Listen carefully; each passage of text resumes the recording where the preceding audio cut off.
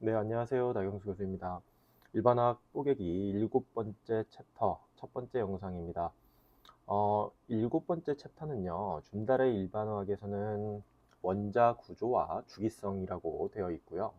레이몬드 창의 일반화학에서는 7장에서 양자론과 원자의 전자구조, 그리고 8장에서 원소의 주기성을 나누어서 다루는데, 결국 준달의 일반화학 7장이 레이몬드 창에서는 7장과 8장 두 개의 챕터로 다루어지고 있다고 생각하시면 되겠습니다. 자, 7장의 첫 번째 영상부터 이제 양자화학의 기초를 다루고자 하고, 오늘 첫 번째 영상에서는 아주 기초적인 개념을 정리하는 시간을 갖도록 하겠습니다. 자, 바로 빛과 전자기파, 전자기 복사, 파동에 대한 이야기를 할 텐데요. 기본적으로 빛은 전자기파이고요. 그 다음에 이 전자기파가 이동하는 방식이 전자기 복사입니다. 그리고 빛은 파동의 성질을 가지고 있는데, 이 파동의 성질이 무엇인지에 대해서 배워본다고 생각하시면 되겠습니다. 자, 빛은요, 여러분들이 누구나 알고 있는 그 빛입니다. 사실 에너지를 전달하는 형태의 복사선이라고 하는데요. 여기서 복사라고 하는 것은 여러분들이 흔히 아는 카피, 이러한 것을 의미하는 것이 아니라 에너지가 이동되는 여러 가지 방법 중에 하나의 예입니다. 대표적인 에너지 이동 방법으로는요, 대류, 전도, 대류, 그 다음에 오늘 배우는 복사가 있습니다. 자, 오른쪽에 잠깐 그림을 통해서 여러분들의 기초 과학 상식을 한번 짚어보고 가도록 하겠습니다. 오른쪽 그림을 보시면 제가 방금 말씀드린 에너지 이동 방법에 전도, 대류, 그다음에 복사의 예가 모두 다 그림에 들어와 있습니다. 자, 전도는요, 영어로는 conduction이라고 합니다. 그리고 대류는 convection. 자, conduction 한번 적어보도록 하겠습니다. 그리고 대류는 convection입니다. 그리고 우리가 오늘 배워야 되는 복사는 radiation입니다. 자, 여러분 옆에 그림에서 보시는 것처럼 냄비를 가열하고 있습니다. 자, 뜨거운 냄비를 여러분들이 이미 가열되고 있는 그 냄비를 여러분들이 여기 냄비 표면에 손을 대면 어떤가요? 아주 뜨거워지죠. 손에 뜨거운 열기가 전달이 됩니다. 이게 바로 컨덕션, 즉 전도입니다. 전도는요, 물질의 직접적인 접촉을 통한 열의 이동 방식입니다. 자, 그리고 대류에 대해서 말씀을 드리면, 자, 컨벡션이라고 하는 대류는요, 온도 차이에 따라서 유체의 순환을 통한 에너지의 이동 방식인데요. 그림을 통해서 설명을 드리면, 이 냄비를 들여다보면 사실은 가열은 냄비의 밑바닥만 하고 있죠. 밑바닥만 하고 있지만 냄비 뚜껑이 닫힌 상태에서 냄비 내에 있는 물질은 모두 열 에너지가 전달이 됩니다. 어떻게 전달이 되느냐? 밑바닥에서 전달됐던 이 직접적인 열과 접촉을 하고 있던 액체가 순환을 하면서 열 에너지가 전달이 되는 거죠. 이게 바로 대류입니다. 자, 비슷한 방식으로 여러분들이 이제 집 안에서 보일러에 난방을 켜면 방바닥에만 보일러가 가동되고 있지만 방바닥에 닿아 있는 공기 전체가 위로 순환하면서 결국 방 전체가 따뜻해지죠. 이것이 바로 대류를 통한 에너지의 이동 방식입니다. 자, 마지막으로 오늘 배워야 되는 복사. 자, 복사란 건 무엇이냐면요. 개념적으로는 영어로는 일단 radiation이라고 말씀을 드렸고, 개념적으로 이 열이 전자기파의 형태로, 자, 전자기파는 영어로 electromagnetic wave라고 되어 있는데요. 조금 이따가 설명을 드리도록 하겠습니다. 자, 열이 전달될 때 매질이 필요하지 않고, 그러니까 뭔가 물질을 접촉하지 않는다는 뜻입니다. 진공 속에서도 열이 전달될 수가 있는데, 이러한 열 에너지의 이동 방식을 우리는 복사라고 합니다. 자, 우주 공간에서 지구로부터 1억 5천만 킬로미터가 떨어져 있는 태양의 뜨거운 빛을 우리는 느낄 수가 있죠. 자, 태양의 빛이 우주 공간, 즉 진공을 이동하며 우리에게 열 에너지 형태로 도달하기 때문인데, 이 과정이 바로 복사라고 합니다. 비슷한 예로서 옆에 있는 그림을 통해서 설명을 드리면, 냄비의 뚜껑이 닫혀져 있는 상태에서 어느 정도 가열을 하고 가스레인지에 불을 끕니다. 끄더라도 여러분들이 냄비 주변에 손을 직접 접촉하지 않더라도 냄비의 뜨거운 열기가 느껴집니다. 이게 바로 복사예요. 손을 직접 접촉하지 않고도 열기가 느껴지는 거, 이게 바로 복사이고요. 여러분들 뭐 그 방 안에 예를 들어서 이제 난로가 있다고 치면 그 난로 주변에 가면 난로를 직접적으로 접촉하지 않더라도 따뜻한 열기가 느껴지죠. 이게 바로 복사입니다. 자, 그런데 빛은 복사의 과정에서 전자기 복사라고 되어 있는데요. 이 복사의 과정에서 파동의 성질을 가지며 이동합니다. 자, 무슨 뜻이냐? 바닷가에서 보여지는 출렁거리는 파도처럼 움직이면서 빛이 이동한다는 뜻이에요. 이때 빛은 전기장과 자기장이 서로 수직 방향으로 진동하면서 진행하는 파동으로 이루어져 있는데 이렇기 때문에 우리는 빛을 전자기파라고 하고 영어로 Electromagnetic Wave라고 합니다. 보이시죠? Electromagnetic Wave라고 우리는 이제 빛을 표현합니다. 자, 여기에서 파동의 성질을 가지고 있다고 했는데 이 파동에 대한 상식을 쌓기 위해서 파동의 기본 요소를 살펴보도록 하겠습니다. 자, 파동의 기본 요소는 파장과 진동수가 가장 중요한 개념이라고 할 수 있고 속도는 파장과 진동수에서 비롯되는 값입니다. 바로 이어서 설명을 드리면 파장은요, 말 그대로 파의 길이입니다. 자, 웨이브의 길이기 때문에 랭스죠. 자, 웨이브 랭스라고 이야기를 하고요. 기호로 람다라는 기호를 씁니다. 길이의 개념이기 때문에 길이의 단위인 미터의 단위를 쓰고요. 빛의 파장은 길이가 매우 짧아서 우리는 종종 나노미터, 자, 나노는 10의 마이너스 9승을 의미하죠. 자, 이 나노미터를 이용해서 빛의 파장을 자주 씁니다. 자, 파장은요, 빛이 출렁거리면서 이동할 때 한 주기의 이제 길이를 의미하는데 밑에 그림을 통해서 파장이 무엇인지 설명을 드리도록 하겠습니다. 자, 파도가 치고 있죠. 규칙적으로 파도가 치고 있을 때 파도의 최고점과 그 다음 최고점 사이의 거리가 파장입니다. 또는 파도의 최저점과 그 다음 최저점과의 사이의 거리가 파장이라고 할 수 있어요. 제가 지금 표현하는 이 길이와 오른쪽 위에 있는 람다1이라고 보라색으로 써 있는 길이는 똑같은 길이입니다. 이게 바로 파장이라고 할 수 있어요. 자, 여기서 이제 진동수는 무엇이냐?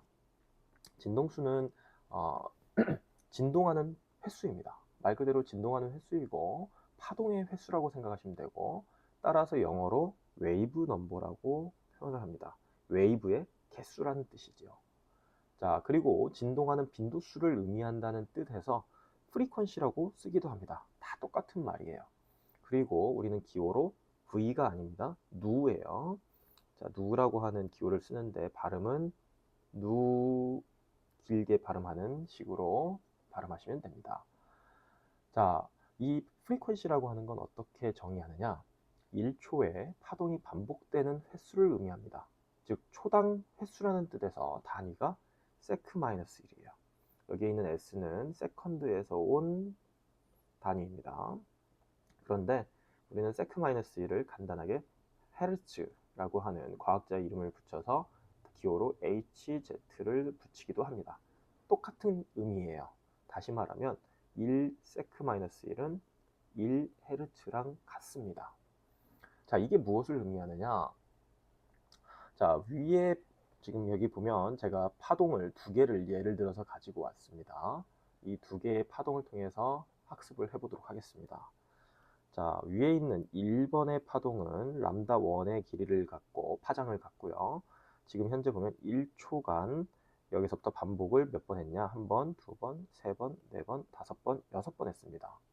따라서 초당 6번 반복했기 때문에 바로 진동수 누1은 6Hz 또는 6세크-1 이렇게 쓸 수 있는 거죠. 이게 바로 프리퀀시입니다. 이해되셨죠? 자, 2번 파동은 파장의 길이가 람다2라고 정의를 했는데 파장이 어때요? 람다1에 비해서 짧아요. 그리고 1초당 진동한 횟수를 보시면 파장의 그 반복 횟수를 보시면 되는데 2, 3, 4, 5, 6, 7, 8, 9, 10, 11 11번 반복했습니다. 따라서 진동수는 11Hz가 되는 거죠. 자, 이해되시죠? 자, 파장과 진동수의 개념은 여러분들 이해했을 거라고 이해하셨을 거라고 생각을 하고요. 우리가 이제 파장과 진동수를 알면요, 파동의 속도를 알 수가 있습니다. 자, 파장의 단위가 불필요한 걸 좀 지우고 다시 수업을 이어가도록 하겠습니다. 자, 파장의 단위는 미터였습니다. 그렇죠? 람다의 단위가 미터였고 진동수의 단위가 세크-1이었어요. 근데 이 둘을 곱하면 저긴 뭐예요? 미터 퍼 세크입니다. 우리가 잘 알고 있는 속도의 단위인 거죠. 맞죠? 자, 따라서 빛의 경우에 이 식을 적용하면요. 빛은 진공 속에서 빛의 파장과 진동수를 곱하게 되면 빛의 속도인 2.998 곱하기 10의 8승 미터 퍼 세크가 나오는데, 이걸 식으로 나타낸 게 바로 C는 람다 곱하기 누입니다. 자, 이 관계식 C는 람다 곱하기 누에 대한 이 관계식을 여러분들 꼭 기억하시기 바랍니다. 앞으로 자주 쓰게 될 겁니다. 자, 빛에 대해서 좀 더 알아보도록 할게요. 자, 오늘 배워야 되는 내용 중에 지금 다른 절반의 내용인데요. 빛은 파장에 따라서 다양하게 분류가 됩니다. 제가 그림에 과학에서 사용하는 다양한 빛을 파장에 따라서 분류를 해 놓았는데요. 일단은 왼쪽으로 갈수록 이 그림에서 왼쪽으로 갈수록 숏 웨이브랭스입니다. 파장이 짧아요. 그리고 오른쪽으로 갈수록 롱 웨이브랭스입니다. 파장이 길어요. 우리는 한국말로는 장파장과 단파장이라고 표현을 하기도 합니다. 자, 파장이 짧은 쪽부터 한번 들여다볼게요. 파장이 짧은 쪽을 보시면 감마선이 있네요. 감마 레이라고 쓰죠. 그 다음에 X선, 엑스레이가 있고요. 그 다음이 자외선입니다. 자, 자외선을 이야기하기 전에 감마선과 엑스레이는 뭔가요? 여러분들이 들어봤음직한 바로 방사선입니다. 이전에 이제 우리가 원자의 구조를 강의하면서 배워보면서 감마선과 엑스레이에 대한 이야기를 했었는데요. 기억이 안 나시면 2장의 1번 원자의 구조에 대한 영상을 복습하시기 바랍니다. 자, X선 다음에 자외선, 태양에서 방출되는 자외선인데요. 이 자외선은 울트라바이올렛이라고 이름을 붙입니다. 자, 간단하게 약어로 여러분들 잘 아는 단어 UV입니다. UV 아시죠? 자, 자외선 다음에는 가시광선이 있습니다. 비지블 라이트이라고 하는데 영어로는 비지블 라이트이라고 하죠. 자, 가시광선이 있고, 가시광선은 우리가 태양에서 방출되는 빛 중에서 우리의 눈이 인식하고 눈으로 색깔을 구분하여 볼 수 있는 빛을 의미합니다. 뭐 빨주노초 파남보 여러분들 잘 아시죠? 그 가시광선을 넘어가면 적외선이 나옵니다. 적외선은 인프라레드입니다. 간단하게 약어로 IR이라고 써놓기도 합니다. 됐죠? 그 다음은 마이크로웨이브입니다. 자, 마이크로웨이브 여러분들 들어봤던 단어죠? 바로 전자레인지의 그 영어를 우리가 마이크로웨이브 오븐이라고 하는데 그 마이크로웨이브입니다. 전자레인지에서 이 마이크로파를 이용해서 어떤 음식을 따뜻하게 데핀다거나 하는 거죠. 자, 그 다음은 파장이 매우 긴 라디오파입니다. 라디오 웨이브인데 이것들은 이제 우리가 라디오에서 사용하는 FM 주파수와 AM 주파수 영역으로 분류됩니다. AM이 굉장히 긴 파장에 해당하는 그 라디오파이고요. FM은 상대적으로 짧은 라디오파에 해당합니다. 자, 왼쪽에서 오른쪽으로 갈수록 파장이 이제 길어지는데요. 파장이 길어지면 프리퀀시, 다시 말하면 진동수는 줄어듭니다. 로우 프리퀀시로 간다고 표현을 해놨죠. 자, 이게 바로 그 앞에서 언급했던 C는 람다분의 누, 이 식을 들여다보면요. 결국에는 C는 상수이기 때문에 람다와 누는 어떻게 되죠? 반비례 관계입니다. 맞죠? 파장이 길어진다, 진동수는 짧아집니다. 따라서 장파장으로 갈수록 주파수, 다시 말하면 프리퀀시는 낮아집니다. 이해되시죠? 간단히 상식적으로 생각해 보시면 돼요. 진동수는요, 에너지와도 연결이 되는데요. 여러분들 한번 상식적으로 생각해 보시기 바랍니다. 1초에 출렁거리는 횟수가 바로 진동수죠. 몇 번이나 출렁거렸느냐가 바로 진동수를 의미하는데, 자, 우리가 파도를 한번 생각해 봅시다. 바닷가에서 파도가 초당 출렁거리는 횟수가 엄청나게 커요. 그 파도 위에 배가 떠 있습니다. 그럼 그 배가 느끼는 파도의 에너지는 어떨까요? 굉장히 에너지가 높죠. 그런데 바다의 파도가 출렁거리는 횟수가 작아요. 1초당 거의 출렁거리지를 않아요. 다시 말하면 굉장히 파도가 잔잔한 거죠. 에너지가 작죠. 따라서 우리가 이제 지금 현재 오늘 수업 영상에서 깊이 들어가진 않지만 뒤에 가서 말씀을 드리겠지만 진동수가 작은 빛은 에너지 값이 낮습니다. 보세요. 출렁거리는 횟수가 적기 때문에 에너지가 작은 거고요. 그 다음에 진동수가 큰 빛은 에너지가 높습니다. 자, 그렇기 때문에 우리가 태양에서 방출되는 UV, 자외선을 조심해야 된다라고 하지 않습니까? 그에 비해서 적외선은요, 에너지가 가시광선보다 더 낮은 쪽에 있는 거죠. 따라서 적외선 자체는 그렇게 위험하진 않습니다. UV부터는요, 자외선부터는 에너지가 점점 강해지기 때문에 조심해야 되고, 여기서 더 나아가서 엑스레이나 감마선으로 가면 어떤가요? 우리가 이공계 대학생 수준에서 우리는 이미 상식적으로 알고 있죠. 방사선에 노출되면 매우 위험하기 때문에 조심해야 한다고 배웠습니다. 왜 그럴까요? 진동수가 굉장히 높은 고에너지의 빛이기 때문입니다.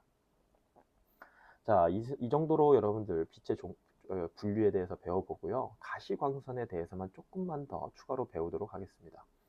자, 가시광선의 빛의 파장 영역은 4 곱하기 10의 마이너스 7승, 단위는 여기 미터로 지금 표시가 되어 있습니다.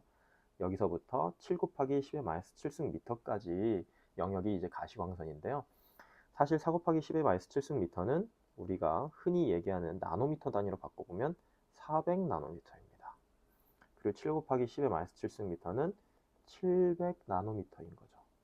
다시 말하면 400 나노미터부터 700 나노미터 영역에 해당하는 빛이 이제 가시광선으로 분류가 되는 빛의 영역입니다. 이 숫자는 여러분들이 상식적으로 기억하시기 바랍니다. 자, 그리고 가시광선은 흔히 무지갯빛 색깔, 빨주노초 파남보라고 표현하기도 하는데, 빨간색이 어디에 위치하냐면요, 여기 있습니다. 자, 이 영역이 빨간색이죠. 빨간색이 어디에 있냐면 바로 적외선 옆에 있습니다. 적외선, 인프라레드. 자, 인프라레드가 무슨 뜻이냐? 적외선을 한자로 해석하면 뭐예요? 빨간색 바깥에 있는 선입니다. 바로 적외선 옆에가 가시광선 영역에 빨간색이 근접해 있는 것이죠.